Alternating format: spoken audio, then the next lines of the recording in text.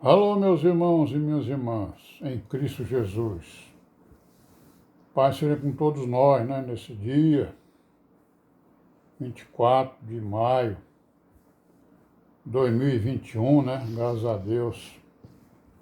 Estamos aqui, né, irmãos, em perseverança, em oração, em louvor, né, em vivência, em obediência à palavra, né, procurando nos aperfeiçoarmos aí nos entendimentos, na boa consciência, em nome do Senhor Jesus, e aproveitando aí essa pandemia, né, para fazer aí uma revisão, né, de toda a história da igreja, de toda a história das escrituras, de toda a história, né, todo o romance, né, de Deus para com a humanidade, né. Esse é o grande romance, né, da criação, da redenção, né, da vida eterna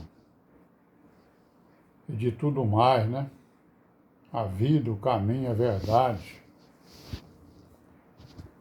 Vamos continuar aí, né, com a nossa pequena meditação diária, para nosso consolo, né, nossas lembranças, nossos entendimentos,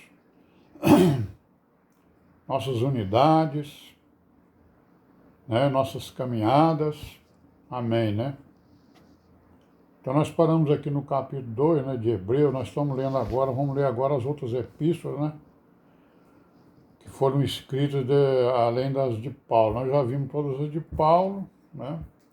Aí vamos ver as outras aqui que foram escritas mais ou menos na mesma época, com exceção das de João, né? Que foi um pouco mais na frente. Mas em torno aí do ano 60 a 70, né? 69, né? Que nós podemos acreditar que no ano 70, acho que os apóstolos já tinham todos morrido, só não o apóstolo João, né? Ao que parece, né? Isso não é uma certeza, mas é uma informação aí, né? Uma hipótese, né? Uma tese. Então esses escritos, eles foram escritos até o ano 69, por aí. As epístolas e o Apocalipse e o Evangelho de João, né? Principalmente as epístolas do Apocalipse foram escritas depois, né? Então aqui os Hebreus, o escritor aqui, né? Fala o quê? Ele está exortando, né, a igreja dos Hebreus, mas essas exortações aqui servem para todas as igrejas, né? Porque aqui é uma doutrina única, não existe uma igreja dos judeus e uma igreja dos gentios, né? A igreja é uma só, né? Mesmo porque nós sabemos que o apóstolo todo o tempo nos diz que Deus ele não faz acepção de pessoas, né? Embora ele tenha um pacto específico com o povo de Israel, por causa dos pais, né? Mas a doutrina da igreja é válida para qualquer pessoa, né? Hebreu, servo, patrão, trabalhador, né? Grego, gentio. Então são todos convidados a entrar para o caminho da salvação, né? Da redenção. Bom, então ele vai dizer aqui no capítulo 2, versículo 1, nós vamos repetir, né? Portanto, convém nos atentar com mais diligência para as coisas que já temos ouvido, para que em tempo algum nos desviemos delas. Porque se a palavra falada pelos anjos permanece firme, e toda transgressão e desobediência recebeu a sua justa retribuição, como escaparemos nós, se não atentarmos para uma tão grande salvação, a qual, começando a ser anunciada pelo Senhor, foi-nos depois confirmada pelos que a ouviram, testificando também Deus com eles por sinais e milagres, e várias maravilhas, e dons do Espírito Santo, distribuídos por sua vontade. Então ele está dizendo o que aqui? Está dizendo aqui que no caso aqui, a palavra falada pelos anjos permaneceu firme. O que é isso aqui? Isso aqui é a lei de Moisés, né? Porque nós sabemos que a lei de Moisés ela foi confiada aos anjos, né? Não é isso? Então a palavra falada pelos anjos permaneceu firme, né? E toda transgressão e desobediência recebeu sua justa retribuição. Tem lá, né, as penas para quem cometesse alguma transgressão. Então, se lá, né, aquela palavra falada pelos anjos permaneceu firme e tinha, né, e toda transgressão e desobediência recebeu a sua pena, digamos, né, aí ele vai dizer assim, como que nós vamos escapar, né, nós judeus e nós gentios, né, se não atentarmos para uma tão grande salvação, né? Se tinha isso lá na lei, por que que nós não vamos dar atenção agora à graça, né? Essa tão grande salvação que começou a ser anunciada pelo Senhor Jesus, né? E depois foi nos confirmada pelos que a ouviram, pelos apóstolos, pelos discípulos, né? Os quais testificaram, né? De tudo que eles estavam falando, e Deus testificando com eles, né?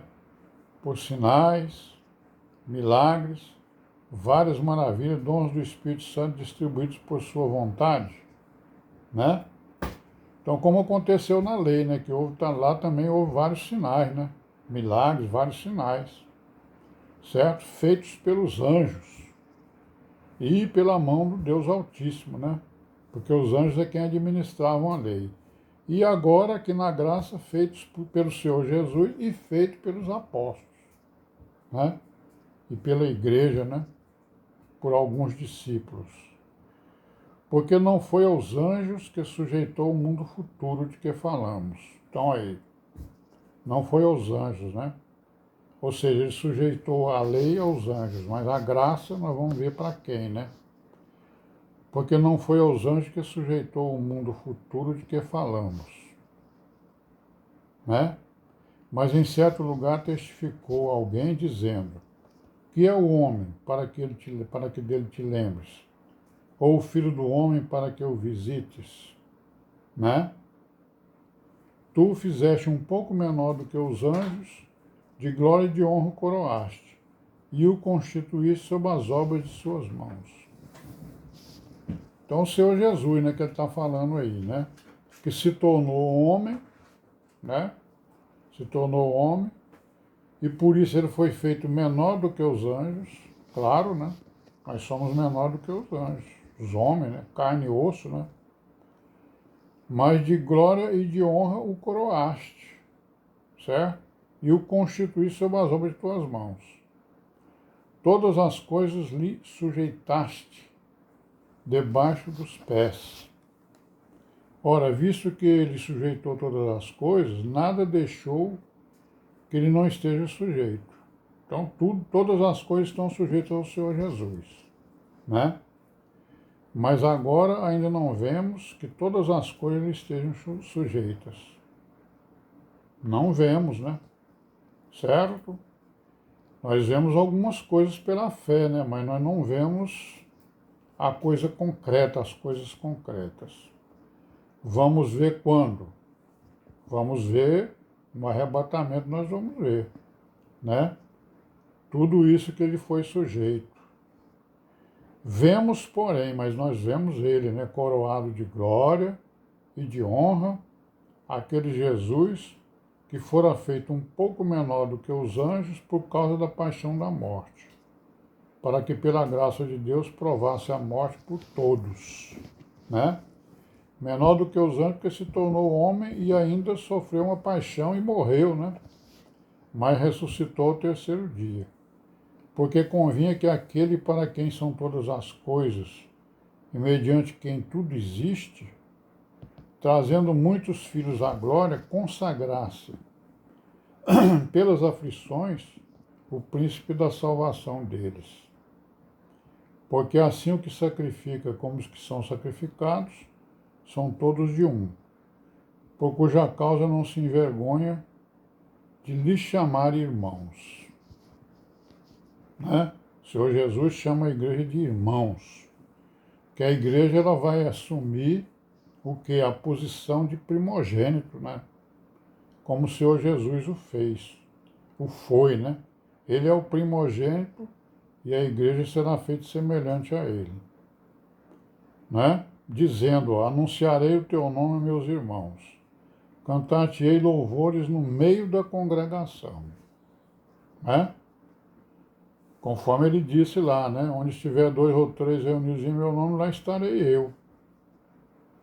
E amém, né, irmão? Vamos parar por aqui hoje. Paz seja com todos nós. Amanhã nós vamos continuar aí com a nossa caminhadazinha. Amém, né?